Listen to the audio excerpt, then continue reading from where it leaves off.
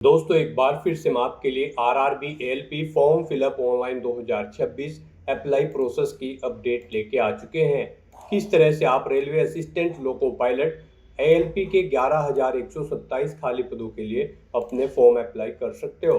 Step by step complete जानकारी आपको इस वीडियो में दी जाएगी। लास्ट डेट की अपडेट है, अंतिम मौका है, केवल 4 ही दिन शेष रह गए हैं। आप जल्द से जल्द अपना फॉर्म अप्लाई कर ले। अंतिम समय का वेट न करें, आखिरी समय में आपके सामने कोई भी प्रॉब्लम आ सकती है, तो आप आज ही से अभी से अपना फॉर्म अप्लाई कर ले। अंतिम समय में फॉर्म भरते समय अगर आपके सामने कोई भी टेक्निकल प्रॉब्लम आ रही है तो उसका हल भी आपको इस वीडियो में मिल जाएगा। आखिरी समय में फॉर्म भरते समय आपको कोई भी ऐसी गलती या फिर मिस्टेक नहीं करनी होगी जिसको करने से आपका एप्लीकेशन फॉर्म भी रिजेक्ट हो सकता है। अंतिम समय में फॉर्म अप्लाई करते समय आपको सभी महत्वपूर्ण बातों को ध्यान में रखना होगा, तभी आपका एप्लीकेशन फॉर्म सक्सेसफुली सबमिट हो पाएगा। फॉर्म अप्लाई करते समय आप अपना रजिस्ट्रेशन किस प्रकार से करोगे, कैसे पर्सनल डिटेल, क्वालिफिकेशन डिटेल आपको फिल करनी होगी, वेरिफिकेशन आपको कैसे करना होगा, कैसे आप पोस्ट या फिर जोन प्रेफरेंस सेट करोगे, किस तरह से लाइव फोटो कैप्चर करोगे, डॉक्यूमेंट सिग्नेचर फोटोग्राफ कैसे और कितने केबी में आप अपलोड करोगे, फीस पेमेंट करते हुए रजिस्ट्रेशन से लेकर प्रिंट तक आप कैसे अपना फॉर्म अप्लाई करोगे। पूरी जानकारी के लिए आपको वीडियो शुरू से लेकर एंड तक बिना स्किप किए हुए देखनी होगी। इस वीडियो को पूरा देखने पर ही आपके सभी सवाल और डाउट क्लियर होंगे। तो चलिए दोस्तों, बिना कोई वक्त गंवाए शुरू करते हैं आरआरबी एएलपी फॉर्म फिलअप की पूरी जानकारी। फॉर्म भरने से पहले आपको सबसे पहले हमारी वेबसाइट आईएनडी सरकारी नौकरी के इस पेज पर विजिट करना होगा, जिसका लिंक आपको नीचे description plus first comment box में मिल जाएगा। और हमारे इस पेज पर विजिट करके आप यहां से आरआरबी एएलपी का फॉर्म अप्लाई कर सकते हो। रेलवे रिक्रूटमेंट बोर्ड भारतीय रेलवे आरआरबी की ओर से असिस्टेंट लोको पायलट एएलपी की पोस्ट निकाली गई थी, जिसके लिए 11,127 वैकेंसीज निकली हुई है। लास्ट डेट ऑनलाइन आवेदन करने की 14 जून 2026 है। लास्ट डेट की अपडेट है, अंतिम मौका है, केवल 4 ही दिन शेष है। आप जल्द से जल्द अपना फॉर्म अप्लाई कर ले। 19,900 से 63,200 सैलरी है प्रति माह के लिए। 10वीं पास प्लस आईटीआई से आप अप्लाई कर सकते हो, या फिर 10वीं पास प्लस एसीटी अप्रेंटिसशिप सर्टिफिकेट से आप अप्लाई कर सकते हो, या फिर 10वीं पास के साथ में डिप्लोमा इंजीनियरिंग या फिर डिग्री इंजीनियरिंग से आप अप्लाई कर सकते हो। 18 से 30 वर्ष आयु सीमा है। जनरल ओबीसी डब्ल्यूएस के लिए 500 रुपये फीस है, 400 रिफंड कर दी जाएगी। SC ST PWD फीमेल के लिए 250 है, जो कि टोटल रिफंडेबल है। ऑनलाइन मोड से आप फीस पेमेंट करोगे। कंप्यूटर बेस्ड टेस्ट सीबीटी के आधार पर सिलेक्शन होगा। ऑनलाइन आप ऑल इंडिया से अप्लाई कर सकते हो। rrbapply.gov.in इसकी ऑफिशियल वेबसाइट है, जिससे आप फॉर्म फिल कर सकते हो। इंपोर्टेंट लिंक सेक्शन के अंतर्गत ऑफिशियल नोटिफिकेशन पीडीएफ लिंक पर क्लिक करके आप इसकी पीडीएफ डाउनलोड कर सकते हो। असिस्टेंट लोको पायलट की ऑफिशियल पीडीएफ है, इसमें आपको सभी जानकारी देखने को मिल जाएगी, जैसे कि आवेदन करने की डेट, सैलरी की जानकारी, एज लिमिट और टोटल वैकेंसीज की इंफॉर्मेशन। कुछ इंपॉर्टेंट इंस्ट्रक्शंस आपको यहाँ पर दे दिए गए हैं, जो आप यहाँ से चेकआउट कर सकते हो। यहाँ पर एलिजिबिलिटी की डिटेल आपको दी गई, जैसे कि एज लिमिट, एज रिलैक्सेशन, किस कैटेगरी के लिए कितने आयु सीमा में रिलैक्सेशन है, क्या यहाँ पर कैटेगरी वाइज फीस पेमेंट रहने वाला है, किस प्रकार से फीस पेमेंट आप करोगे। यहाँ पर आपको आरआरबी की अलग अलग वेबसाइट्स भी दे दी गई है। एग्जामिनेशन पैटर्न सिलेबस आप चेकआउट कर सकते हो। फॉर्म अप्लाई करते समय आपका फॉर्म किन किन कारणों से रिजेक्ट हो सकता है, वो डिटेल दे दी गई है। डॉक्यूमेंट सिग्नेचर फोटोग्राफ अपलोड करने के लिए भी आपको गाइडलाइंस दे दी गई है, कितने केबी में आप अपलोड करोगे।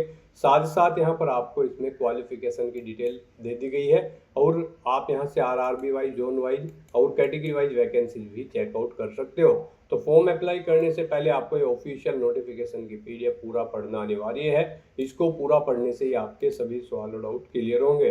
पीडीएफ रीड आउट करने के बाद में आपको अप्लाई ऑनलाइन के इस लिंक पर क्लिक करना होगा, तो आपके सामने ऑनलाइन आवेदन करने का ये ऑफिशियल पोर्टल ओपन हो जाएगा। गाइड यहाँ पर अगर आपने पहले से रजिस्ट्रेशन कर रखा है तो आपको यहाँ पर टॉप पर ही लॉगिन की टैब दी गई है, आप इस पर क्लिक करें। आपके सामने यहाँ पर लॉगिन का इंटरफेस ओपन हो जाएगा।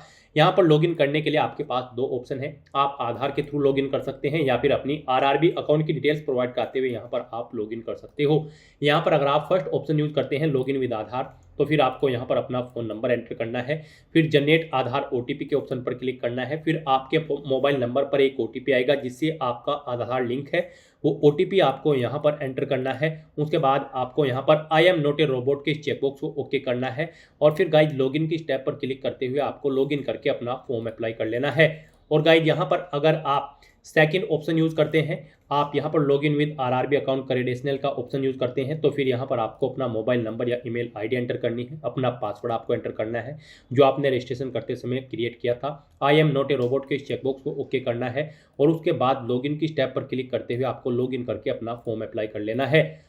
और अगर आप इस भर्ती के लिए फर्स्ट टाइम अप्लाई करने जा रहे हो तो सबसे पहले यहाँ पर आपको अपना अकाउंट क्रिएट करना होगा। उसके लिए आपको यहाँ पर टॉप पर ही क्रिएट एन अकाउंट का ये टैब दिया गया है, आप इस पर क्लिक करें, आपके सामने कुछ इस तरह से इंटरफेस ओपन होगा। अब यहाँ पर आपके सामने ये पॉपअप शो हुआ है।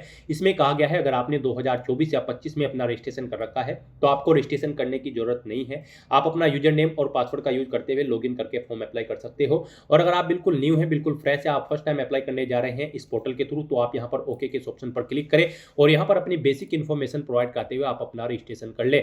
सबसे पहले यहाँ पर आपको अपनी नेशनलिटी सेलेक्ट कर लेनी है। उसके बाद गाइज आपको यहाँ पर अपना फुल नेम एंटर करना है, अपनी 10वीं की मार्कशीट के अकॉर्डिंग यहाँ पर आपको अपना फुल नेम एंटर करना है, उसे रिटाइप करके कंफर्म कर लेना है। उसके बाद आपसे पूछा गया है कि क्या आपने कभी अपना नाम चेंज किया है, अगर किया है तो आप यस करेंगे। और फिर यहाँ पर जब आपकी डॉक्यूमेंट वेरीफाई होंगे उस समय आपको यहाँ पर अपने नेम चेंज का कोई जो गैजेटेड नोटिफिकेशन है वो शो करना होगा या फिर कोई रिलीवेंट लीगल डॉक्यूमेंट है वो आपको शो करना होगा। जब आपके डॉक्यूमेंट वेरीफाई होंगे तो यहाँ पर आप I understand and I agree के ऑप्शन पर क्लिक करेंगे। और अगर आपने कभी अपना नाम चेंज नहीं किया है तो आप सिंपली यहाँ पर नो ऑप्शन सेलेक्ट करेंगे, चेंज किया है तो आप यस करेंगे और फिर यहाँ पर चेंज नेम देंगे, चेंज नहीं किया है तो आप नो ऑप्शन सेलेक्ट कर लेंगे। उसके बाद यहाँ पर आपको अपनी डेट ऑफ बर्थ सेलेक्ट कर लेनी है, फिर आपको अपनी डेट ऑफ बर्थ यहाँ पर टाइप करनी है, रिटाइप DDMMYY फॉर्मेट में। उसके बाद आपको अपना जेंडर यहाँ पर सिलेक्ट करना है, अपना जेंडर एक बार फिर से आपको रीसिलेक्ट करना है। फिर यहाँ पर आपको अपने फादर का नाम एंटर करना है, उसे रिटाइप करना है, अपनी मदर का नाम एंटर करना है, उसे भी आपको रिटाइप कर देना है कंफर्मेशन के लिए। उसके बाद गाइज यहाँ पर आपको अपनी कॉन्टैक्ट डिटेल प्रोवाइड करनी है, यहाँ पर आपको अपना ईमेल एड्रेस एंटर करना है, मोबाइल नंबर एंटर करना है और फिर जनरेट ईमेल OTP और जनरेट मोबाइल OTP के ऑप्शन पर क्लिक करना है। फिर आपके ईमेल आईडी और मोबाइल नंबर पर OTP आएंगे, वो OTP आपको यहाँ पर एंटर करते हुए अपना मोबाइल नंबर और ईमेल आईडी वेरीफाई कर लेने हैं। उसके बाद यहाँ पर आपको अपना वेरिफिकेशन करना है। वेरिफिकेशन के लिए यहाँ पर आपके पास 3 ऑप्शन है, आप यहाँ पर डिजी लॉकर के थ्रू अपना वेरिफिकेशन कर सकते हैं या फिर गाइज यहाँ पर आप आधार कार्ड के थ्रू अपना वेरिफिकेशन कर सकते हैं या फिर आपके पास अगर आधार भी नहीं है तो उसके थ्रू भी आप यहाँ पर अपना वेरिफिकेशन कर सकते हैं अपने पैन नंबर की डिटेल प्रोवाइड कराते हुए। तो यहाँ पर हम आपको तीनों ऑप्शंस के बारे में बताएंगे 1 बाय 1 करके। तो यहाँ पर अगर आप ऑप्शन सेलेक्ट करते हैं वेरिफिकेशन थ्रू डिजी लॉकर तो आपको यहाँ पर वेरिफिकेशन थ्रू डिजी लॉकर के इस ऑप्शन पर क्लिक करना है। फिर यहाँ पर आपको आई कंफर्म के चेकबॉक्स को ओके करना है और उसके बाद गाइज आपको वेरीफाई के इस ऑप्शन पर क्लिक कर देना है। नेक्स्ट आपके सामने डिजी लॉकर का इंटरफेस ओपन हो जाएगा। यहाँ पर आने के बाद गाइज आपको अपना आधार नंबर एंटर करना है, ये कैप्चा कोड आपको यहाँ पर एंटर करना है और उसके बाद फिर आपको नेक्स्ट के इस ऑप्शन पर क्लिक कर देना है। फिर आपके रजिस्टर्ड मोबाइल नंबर पर जिससे आपका आधार अटैच है यानी कि लिंक है उस पर एक OTP आएगा, वो OTP आपको यहाँ पर एंटर करना है और फिर आपको दोबारा से कंटिन्यू के इस ऑप्शन पर क्लिक कर देना है। नेक्स्ट यहाँ पर आपको अपना 6 डिजिट का डिजी लॉकर का सिक्योरिटी पिन एंटर करना है और अगर आप भूल चुके हो तो यहाँ पर आप फॉरगेट सिक्योरिटी पिन के इस ऑप्शन पर क्लिक करें और अपना सिक्योरिटी पिन यहाँ पर गेट कर ले। गाइड यहाँ पर अगर आपने रजिस्ट्रेशन कर रखा है तो आपको यहाँ पर अपना 6 डिजिट का डिजी लॉकर का सिक्योरिटी पिन एंटर करना है और अगर आपने रजिस्ट्रेशन नहीं कर रखा है तो आपको डिजी लॉकर की वेबसाइट को ओपन कर लेना है और वहां पर अपना अकाउंट आपको रजिस्टर कर लेना है, अकाउंट क्रिएट कर लेना है। इस तरह से अपना पिन यहाँ पर एंटर करने के बाद फिर आपको कंटिन्यू के ऑप्शन पर ही क्लिक करना है। नेक्स्ट आपके सामने आपका डिजी लॉकर अकाउंट कुछ इस तरह से शो होगा। अब यहाँ पर आने के बाद गाइज आपको अलाउ के इस ऑप्शन पर क्लिक करना है। इस तरह से यहाँ पर आपका डिजी लॉकर अकाउंट के थ्रू आपका वेरिफिकेशन कंप्लीट हो जाएगा और आपको आरआरबी के इसी इंटरफेस पर रिडायरेक्ट कर दिया जाएगा। नेक्स्ट ऑप्शन यहाँ पर वेरिफिकेशन का है आधार कार्ड के थ्रू। गाइज अगर यहाँ पर आप वेरिफिकेशन थ्रू आधार कार्ड ऑप्शन सेलेक्ट करते हैं तो फिर आपके सामने यहाँ पर कुछ इस तरह से इंटरफेस शो होगा। यहाँ पर आने के बाद आपको अपना आधार कार्ड नंबर एंटर करना है, उसके बाद आपको जनरेट आधार OTP के ऑप्शन पर क्लिक करना है। आपके मोबाइल नंबर पर जिससे आपका आधार लिंक है उस पर एक OTP आएगा 6 डिजिट का, वो OTP आपको यहाँ पर एंटर करना है और फिर आपको यहाँ पर वेरीफाई के इस ऑप्शन पर क्लिक करते हुए आपको अपना आधार वेरीफाई कर लेना है। यहाँ पर आपके लिए सबसे बेस्ट ऑप्शन आधार कार्ड का ही रहेगा क्योंकि यहाँ पर आगे भी आपको आपके आधार की जरूरत पड़ेगी एग्जाम टाइम के दौरान, वहां पर भी आपको अपना आधार कार्ड शो करना होगा। तो यहाँ पर हम आपको सजेस्ट करेंगे आप यहाँ पर अपना वेरिफिकेशन आधार के थ्रू कर लें, ये आपके लिए सबसे बेस्ट ऑप्शन है। आरआरबी की भर्ती में यहाँ पर आधार मस्ट कर दिया गया है। तो यहाँ पर अब उसके बाद बाद एक और ऑप्शन है, अगर आप करना चाहें तो यहाँ पर आपका थर्ड ऑप्शन है I do not have Aadhaar card. आपको इस ऑप्शन पर क्लिक करना है। उसके बाद गाइज आपके सामने कुछ ये पॉपअप शो होगा। यहाँ पर आपको दोबारा से I do not have Aadhaar card के ऑप्शन पर क्लिक करना है। उसके बाद यहाँ पर आपके सामने कुछ इस तरह से इंटरफेस शो होगा।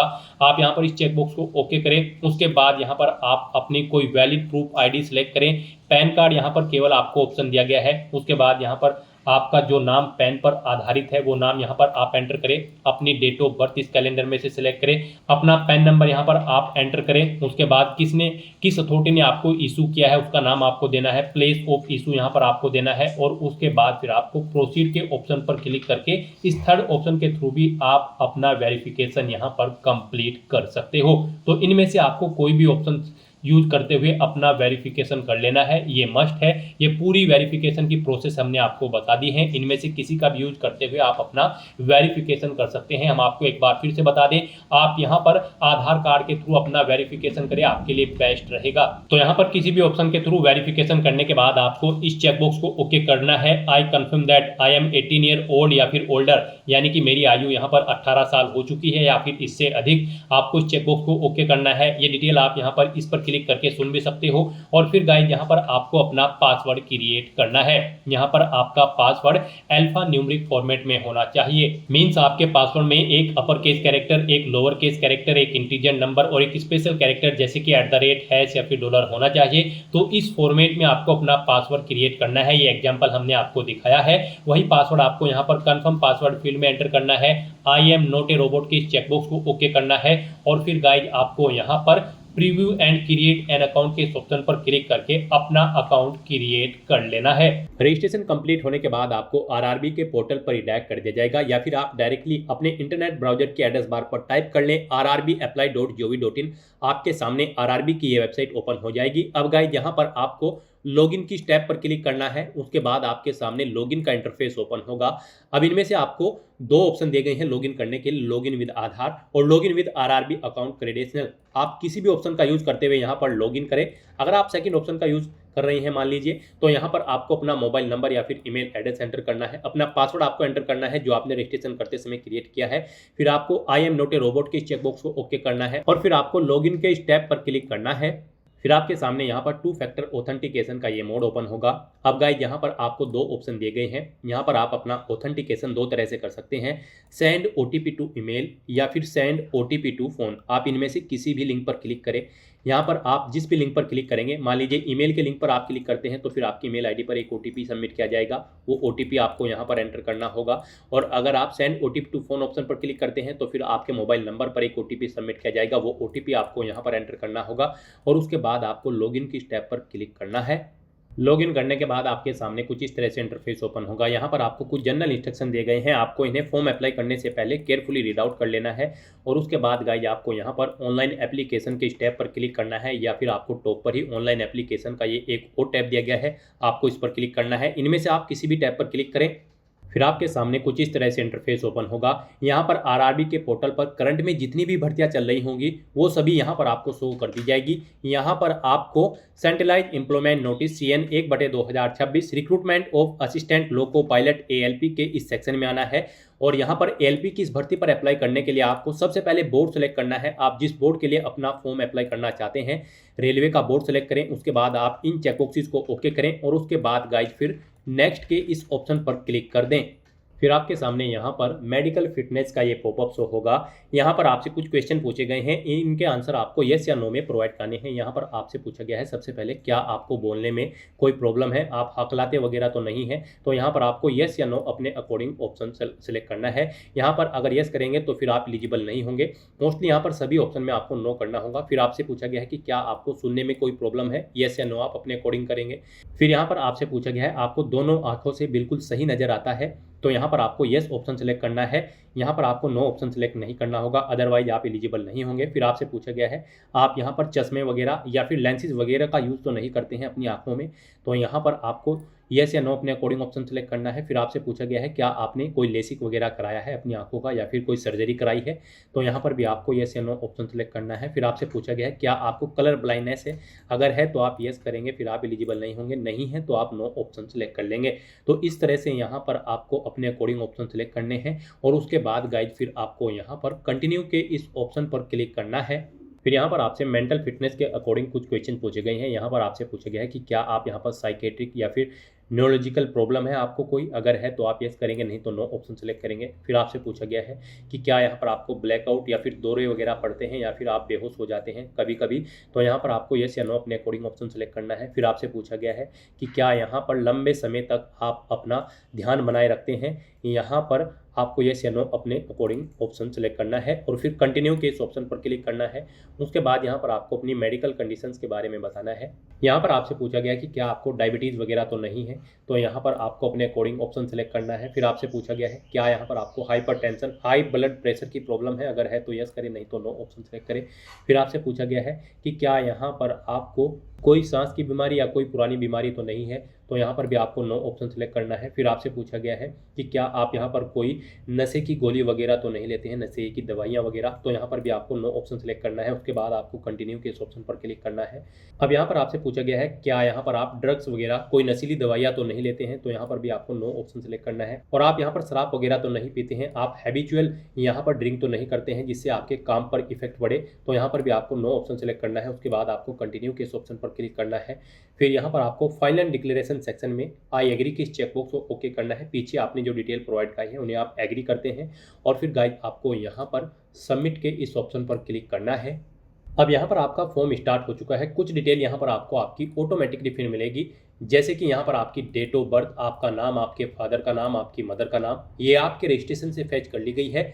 बस गाइस यहाँ पर अब आपको अपना मैरिटल स्टेटस सेलेक्ट करना है, आप मैरिड हो या फिर अनमैरिड। फिर आपको अपना रिलीजन सेलेक्ट करना है। उसके बाद आपको अपनी मातृभाषा यहाँ पर सेलेक्ट कर लेनी है। उसके बाद आपको यहाँ पर एग्जाम के लिए लैंग्वेज सेलेक्ट कर लेनी है। जिस लैंग्वेज में आप अपना एग्जाम पेपर चाहते हैं वो लैंग्वेज आप सेलेक्ट करें। फिर आपकी बॉडी पर कहीं कोई कट या तिल का निशान है तो उस पैलेस का नाम यहाँ पर आप दें। 2 पैलेस के नाम यहाँ पर आपको देने होंगे, नहीं है तो आप नो मार्क यहाँ पर एंटर कर देंगे। उसके बाद यहाँ पर आपको अपनी कम्युनिटी की डिटेल देनी है। यहाँ पर आप अपनी कम्युनिटी सेलेक्ट करें। उसके बाद अगर आप रिजर्व कैटेगरी से बिलोंग करते हैं तो यहाँ पर आप अपनी कास्ट का नाम देंगे।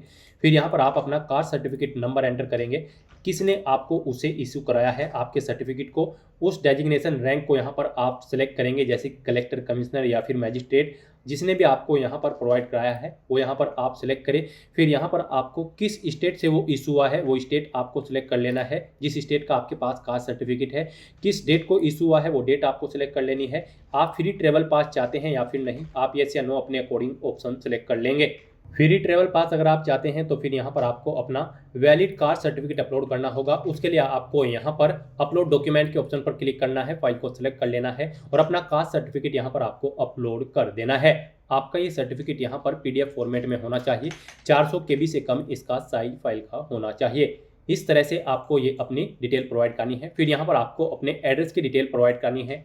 यहाँ पर आपको अपना प्रेजेंट एड्रेस एंटर करना है। आप अपना प्रेजेंट एड्रेस यहाँ पर एंटर करें। उसके बाद यहाँ पर आपको अपना परमानेंट एड्रेस एंटर करना है। यहाँ पर आप अपना परमानेंट एड्रेस एंटर करें और अगर आपका परमानेंट एड्रेस आपके प्रेजेंट एड्रेस के अकॉर्डिंग सेम है तो tick if permanent address is same as present address में इस चेकबॉक्स को आप ओके कर देंगे। ऑटोमेटिकली आपका परमानेंट एड्रेस आपके प्रेजेंट एड्रेस के अकॉर्डिंग यहाँ पर फिल हो जाएगा। इस तरह से अपनी डिटेल प्रोवाइड करने के बाद गाइज फिर आपको यहाँ पर सेव के इस ऑप्शन पर क्लिक करके अपनी डिटेल सेव कर देनी है और उसके बाद फिर आपको यहाँ पर नेक्स्ट के इस ऑप्शन पर क्लिक करना है। फिर आपके सामने ये पॉपअप शो होगा। यहाँ पर आपसे कहा गया है आपका जो फीस रिफंड है वो आपके उस बैंक अकाउंट में सबमिट किया जाएगा जिससे आपका आधार नंबर लिंक है। तो यहाँ पर अब आपको आई अंडरस्टैंड एंड एग्री के इस ऑप्शन पर क्लिक करना है और अब यहाँ पर आपको अपनी कुछ और डिटेल्स देनी है। यहाँ पर आपसे पूछा गया है कि क्या आप EX सर्विसमैन कैंडिडेट हैं, अगर हैं तो आप यस करेंगे और फिर यहाँ पर आप बताएंगे किस में आपने सर्विस की है, आर्मी, नेवी या फिर एयरफोर्स, किस रैंक पर थे। यहाँ पर एंट्री की डेट आप सेलेक्ट करेंगे, क्या यहाँ पर आप फिलहाल भी जॉब कर रहे हैं या फिर नहीं। इन डेट्स के अकॉर्डिंग यहाँ पर आपकी सर्विस की लेंथ कैलकुलेट करके आपको शो कर दी जाएगी और अगर आप EX सर्विसमैन नहीं हैं तो आप सिंपली नो ऑप्शन सेलेक्ट कर लेंगे। फिर आपसे पूछा गया है कि क्या आप एलिजिबल हैं और यहाँ पर फीस कंसेशन चाहते हैं under EBC in term of पारा 70 ऑफ, यानी कि अगर आप इकोनॉमी बैकवर्ड क्लास से बिलोंग करते हैं तो फिर यहाँ पर आपको फीस में कंसेशन दिया जाएगा। तो यहाँ पर अगर आप ईबीसी कैटेगरी के अंतर्गत आते हैं तो यस ऑप्शन सेलेक्ट करेंगे, I understand and I agree के इस ऑप्शन पर क्लिक करेंगे और अपनी डिटेल देंगे। यहाँ पर आपको डॉक्यूमेंट बताना होगा कौन सा डॉक्यूमेंट है जिसके बेस पर आपको यहाँ पर कंसेशन दिया जाए ईबीसी डिटेल के अंतर्गत। तो यहाँ पर आपके पास ईबीसी सर्टिफिकेट है इकोनॉमिकली बैकवर्ड क्लास का, या फिर बीपीएल कार्ड है, या फिर इज्जत एमएसटी इशूड है रेलवे के द्वारा। यहाँ पर आप अपने अकॉर्डिंग ऑप्शन सेलेक्ट करेंगे, किस अथॉरिटी ने आपको प्रोवाइड कराया है वो आप सेलेक्ट करेंगे, सर्टिफिकेट का नंबर देंगे, कब इशू हुआ है वो डेट आप सेलेक्ट करेंगे। और अगर आप यहाँ पर इस इकोनॉमिकली बैकवर्ड क्लास के अंतर्गत नहीं आते हैं तो आप सिंपली नो ऑप्शन सेलेक्ट कर लेंगे, फिर आपको आगे की डिटेल नहीं देनी होगी। उसके बाद आपसे पूछा गया है कि क्या आप इंडियन रेलवे के एम्प्लॉय हैं, अगर हैं तो आप यस ऑप्शन सेलेक्ट करेंगे, अपना HRMS नंबर यहाँ पर एंटर करेंगे। आपने NOC के लिए अप्लाई कर रखा है कंट्रोलिंग ऑफिसर के लिए पर, तो यहाँ पर आपको यस या नो अपने अकॉर्डिंग ऑप्शन सेलेक्ट करना है। फिर आपको अपनी कैटेगरी यहाँ पर सेलेक्ट करनी है, किस कैटेगरी के अंतर्गत आप यहाँ पर कार्यरत है, प्लेस ऑफ वर्किंग आपको देना है, जोन या यूनिट आपको सेलेक्ट करनी है। और अगर आप एम्प्लॉय नहीं है इंडियन रेलवे के तो आप सिंपली नो ऑप्शन सेलेक्ट करेंगे। फिर आपसे पूछा गया है कि क्या आप करंट में किसी डिपार्टमेंट या ऑर्गेनाइजेशन में कार्यरत हैं, सेंट्रल गवर्नमेंट या फिर स्टेट गवर्नमेंट या फिर पब्लिक सेक्टर में, किसी भी सेक्टर में अगर आप यहाँ पर कार्यरत हैं तो आप ऑप्शन सेलेक्ट करें और फिर ऑर्गेनाइजेशन का नाम दें, किस डेट से आप कार्यरत है वो डेट आप सेलेक्ट करें, प्रेजेंट में भी कार्य कर रहे हैं या फिर नहीं ऑप्शन सेलेक्ट करें। इस तरह से आपको ये डिटेल देनी होगी अपने एम्प्लॉयमेंट की। और अगर आप एम्प्लॉय नहीं हैं तो आप simply not applicable option select करेंगे। फिर आपसे पूछा गया है कि क्या आपने यहाँ पर ACT अप्रेंटिस का कोर्स कंप्लीट कर लिया है, यहाँ पर अगर कर लिया है तो आप यस करेंगे, ट्रेड का नाम देंगे जिस ट्रेड में आपने कंप्लीट किया है, ट्रेनिंग आपने कब से ली और कब तक आपने ली वो डेट आप सेलेक्ट करेंगे। इनके अकॉर्डिंग आपकी ट्रेनिंग का ड्यूरेशन कैलकुलेट करके आपको शो कर दिया जाएगा। आपका रिजल्ट यहाँ पर डिक्लेयर हो चुका है या फिर नहीं, आप अपने अकॉर्डिंग ऑप्शन सेलेक्ट करेंगे। रिजल्ट डिक्लेयर अगर हो चुका है तो फिर आप अपना सर्टिफिकेट नंबर देंगे, सर्टिफिकेट आपको किस डेट को इशू हुआ है वो डेट आप यहाँ पर सेलेक्ट करेंगे। मार्क्स बताएंगे कितने मार्क्स आपने ऑब्टेन किए हैं, टोटल कितने मार्क्स थे जिसमें से आपने मार्क्स ऑब्टेन किए हैं वो यहाँ पर आप एंटर कर देंगे। इस तरह से यहाँ पर आपको अपने अप्रेंटिसिप जो ACT अप्रेंटिस का कोर्स है उसकी डिटेल देनी होगी। अगर नहीं कर रखा है तो आप सिंपली नो ऑप्शन सेलेक्ट कर लेंगे। फिर यहाँ पर फीस रिफंड के लिए आपको अपनी बैंक डिटेल देनी है। इसमें यहाँ पर आपको अपना आधार नंबर एंटर करना है 12 डिजिट का। वो आधार नंबर यहाँ पर आप एंटर करें जो आपके बैंक अकाउंट से लिंक है। तो यहाँ पर आप अपना 12 डिजिट का आधार नंबर एंटर करें। इस तरह से अपनी डिटेल प्रोवाइड करने के बाद गाइड फिर आपको यहाँ पर सेव के इस ऑप्शन पर क्लिक करते हुए अपनी सभी डिटेल सेव कर देनी है और फिर आपको यहाँ पर नेक्स्ट के इस ऑप्शन पर क्लिक करना है। नेक्स्ट यहाँ पर आपको अपनी एजुकेशनल क्वालिफिकेशन की डिटेल प्रोवाइड करनी है। गाइड यहाँ पर RRB ALP की इस भर्ती में पार्टिसिपेट करने के लिए आपका 10वीं क्लास पास आउट होना जरूरी है, प्लस आपके पास यहाँ पर नेशनल अप्रेंटिसशिप सर्टिफिकेट होना चाहिए या फिर ITI का सर्टिफिकेट होना चाहिए रिलीवेंट ट्रेड के अंतर्गत, या फिर आपके पास इंजीनियरिंग डिग्री होनी चाहिए रिलीवेंट ट्रेड के अंतर्गत, या फिर आपके पास 3 साल का डिप्लोमा होना चाहिए इंजीनियरिंग का रिलीवेंट ट्रेड के अंतर्गत। तो यहाँ पर अब आपको अपनी क्वालिफिकेशन की डिटेल देनी है। सबसे पहले यहाँ पर आपको अपनी 10वीं क्लास की डिटेल देनी है। उसके बाद आपके पास इनमें से जो भी क्वालिफिकेशन है, आपके पास अप्रेंटिसशिप सर्टिफिकेट है या फिर ITI सर्टिफिकेट है या फिर डिग्री है आपके पास इंजीनियरिंग की रिलीवेंट ट्रेड के अंतर्गत या फिर डिप्लोमा है, तो उनकी डिटेल यहाँ पर आपको देनी होगी। सबसे पहले यहाँ पर आपको अपनी 10वीं क्लास की डिटेल देनी है। तो यहाँ पर आप मैट्रिकुलेशन ऑप्शन सेलेक्ट करें और यहाँ पर आप अपनी 10वीं क्लास की डिटेल आप प्रोवाइड कराएं। सबसे पहले आपको स्टेट सेलेक्ट करना है जिस स्टेट से आपने अपनी 10वीं क्लास पास आउट की है। फिर आपको डिस्ट्रिक्ट सेलेक्ट कर लेना है। उसके बाद आपको यहाँ पर बोर्ड का नाम एंटर करना है जिस बोर्ड से आपने अपनी 10वीं क्लास पास आउट की है। फिर आपको पासिंग डेट सेलेक्ट करनी है, कब आपने अपनी 10वीं क्लास पास आउट की है। अपनी 10वीं का रोल नंबर यहाँ पर आपको एंटर करना है और फिर यहाँ पर आपको अपनी 10वीं क्लास के सर्टिफिकेट का सीरियल नंबर भी एंटर कर देना है। इस तरह से यहाँ पर आपको अपनी 10वीं क्लास की डिटेल प्रोवाइड करनी है और फिर गाइड आपको यहाँ पर ऐड के इस ऑप्शन पर क्लिक करते हुए अपनी ये डिटेल ऐड कर देनी है 10वीं क्लास की। इस तरह से यहाँ पर आपकी 10वीं क्लास की क्वालिफिकेशन सक्सेसफुली ऐड हो जाएगी। इसमें अगर आप एडिट करना चाहते हैं तो पेंसिल के इस ऑप्शन पर क्लिक करके आप एडिट कर सकते हैं। इसे डिलीट करना चाहते हैं तो डिलीट के इस ऑप्शन पर क्लिक करके आप डिलीट कर सकते हैं। अब गए यहाँ पर आपको 10वीं क्लास की डिटेल प्रोवाइड करने के बाद आपको अपनी नेशनल अप्रेंटिसशिप सर्टिफिकेट की डिटेल देनी है, या फिर ITI कर रखी है तो उसकी डिटेल देनी है, या फिर आपके पास इंजीनियरिंग डिग्री है उसकी डिटेल देनी है, या फिर आपके पास 3 साल का डिप्लोमा है इंजीनियरिंग का रिलीवेंट ट्रेड के अंतर्गत उसकी डिटेल आपको देनी है। इनमें से आपके पास जो भी क्वालिफिकेशन है वो यहाँ पर आप सेलेक्ट करें और फिर उसकी डिटेल यहाँ पर आप प्रोवाइड कराएं। मान लीजिए आपके पास ITI है तो फिर यहाँ पर आपको डिसिप्लिन देनी होगी, जिस डिसिप्लिन में आपने अपने ITI कंप्लीट कर रखी है जिस ट्रेड में। उसके बाद आपको स्टेट सेलेक्ट करना है, किस स्टेट से पास आउट की है। डिस्ट्रिक्ट सेलेक्ट करना है, इंस्टीट्यूट का नाम देना है जिससे आपने अपनी आईटीआई पास आउट की है, पासिंग डेट आपको सेलेक्ट कर लेनी है। यहाँ पर आपको सर्टिफिकेट एनसीवीटी से मिला है आईटीआई का या फिर एससीवीटी से, आप अपने कोडिंग ऑप्शन सेलेक्ट करें। सर्टिफिकेट का टाइप सेलेक्ट करें, और नेशनल ट्रेड सर्टिफिकेट है या फिर स्टेट ट्रेड सर्टिफिकेट है, आप अपने कोडिंग ऑप्शन सेलेक्ट कर लें। इस तरह से अपने डिटेल प्रोवाइड करने के बाद गाइज फिर आपको यहाँ पर ऐड के इस ऑप्शन पर क्लिक करके अपनी ये डिटेल भी ऐड कर देनी है। इस तरह से यहाँ पर आपकी आईटीआई की डिटेल भी सक्सेसफुली ऐड हो जाएगी। तो इस तरह से यहाँ पर आपने जो भी कर रखा है 10वीं के बाद नेशनल अप्रेंटिस सर्टिफिकेट, आईटीआई या फिर डिग्री या फिर डिप्लोमा इंजीनियरिंग में रिलेवेंट ट्रेड के अंतर्गत, उसकी डिटेल यहाँ पर आप प्रोवाइड कर सकते हैं। आईटीआई के साथ अगर आपने यहाँ पर डिग्री या फिर डिप्लोमा भी कर रखा है तो उसकी डिटेल भी आप यहाँ पर ऑप्शन सेलेक्ट करने के बाद सेम ऐसे ही प्रोवाइड कर सकते हैं। तो इस तरह से यहाँ पर अपनी क्वालिफिकेशन की डिटेल प्रोवाइड करने के बाद गाइड फिर आपको यहाँ पर नेक्स्ट के इस ऑप्शन पर क्लिक करना है।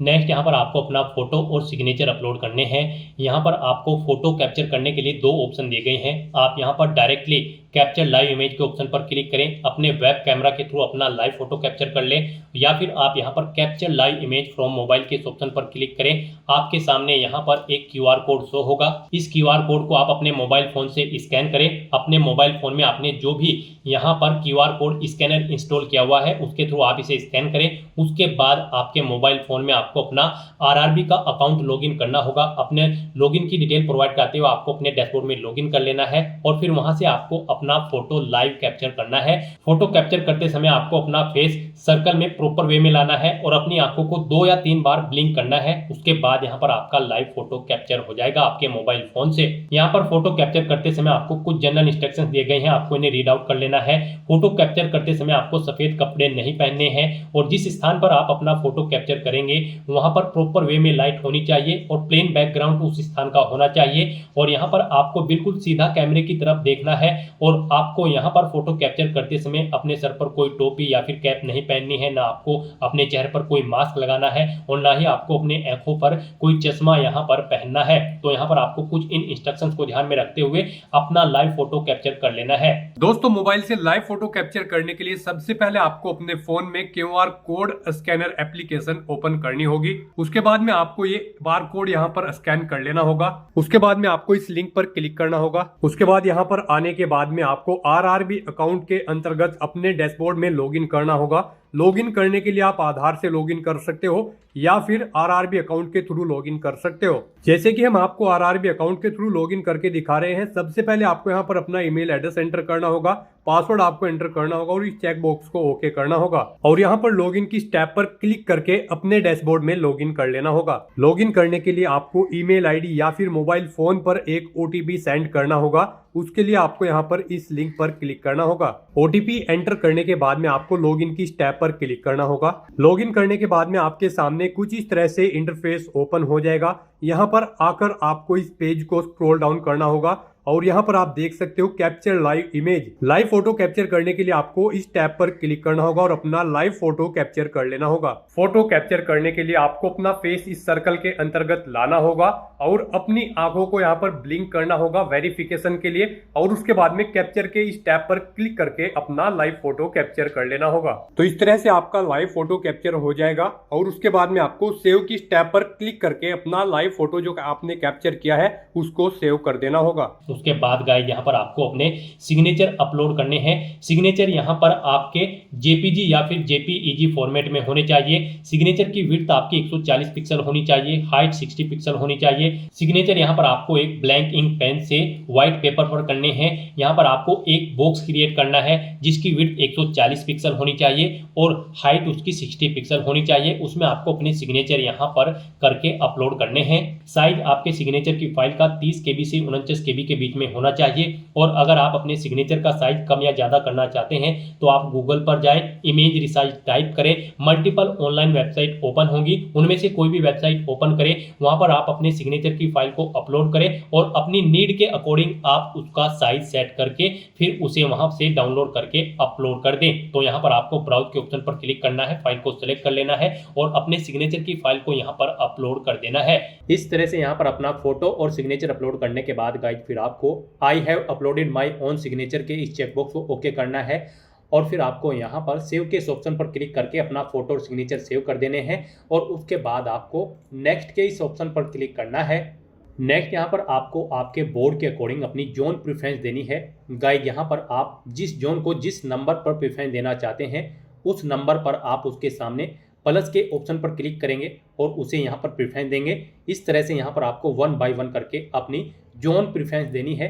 आप जिस जोन को जिस नंबर पर प्रेफरेंस देना चाहते हैं उसके सामने उसी नंबर पर प्लस के ऑप्शन पर क्लिक करें और यहाँ पर इस सेकंड बॉक्स में उसे 1 बाय 1 करके ऐड कर दें। इस तरह से आपको अपनी जोन प्रेफरेंस देनी है। फिर आपको इस पेज को नीचे स्क्रॉल डाउन करना है और फिर आपको प्रेफरेंस के इस चेकबॉक्स को ओके करना है। उसके बाद आपको डिक्लेरेशन सेक्शन में आना है।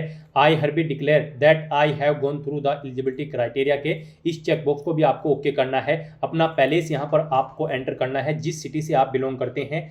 इस तरह से अपनी डिटेल प्रोवाइड करने के बाद फिर आपको सेव के इस ऑप्शन पर क्लिक करके अपनी डिटेल सेव कर देनी है और उसके बाद फिर आपको प्रीव्यू एप्लीकेशन के इस ऑप्शन पर क्लिक करना है।